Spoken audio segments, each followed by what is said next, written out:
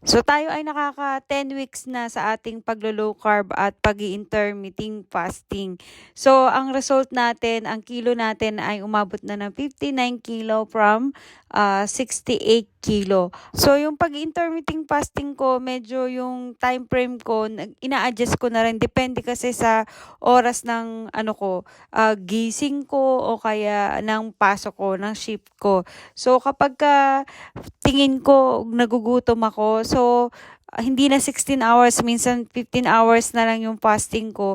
Okay rin naman yung result niya. Talaga namang bumabawas pa rin tayo ng ating timbang.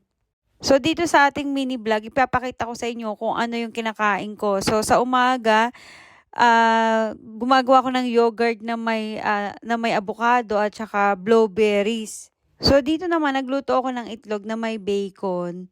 So, pa-omelette style. So, ayan, hinihiwa ko lang. Tapos, ilalagay ko dito sa aking baon. So, gumawa lang ako ng salad. Tapos, ayan na yung pinakabaon ko. So, kung pang umaga ko o pang hapon, ganun madalas din yung piniprepare ko para sa aking lunch or dinner sa work. So, imbis na mag-bread tayo sa trabaho, ganito yung preparation ko. So, nagbabaon pa rin ako ng sauce. Depende, minsan yung hot chili sauce. Nalagyan ko rin siya ng mayonnaise. At sa aking tanghalian dito sa bahay o sa aking hapunan, nagluluto pa rin ako ng meat. At syempre, pinaparisan ko ng salad pa rin. So, depende sa araw. Kasi, minsan naman nagluluto rin ako ng mga gulay.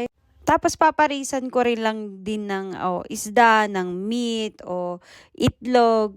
O basta meron akong source of protein. So, ganyan yung nagiging routine ko. At nakikita ko talaga na nababawasan ako ng timbang. O 'di ba nakaka-proud sa sarili dahil nakaya mo. So kaya nyo rin kung gugustuhin nyo.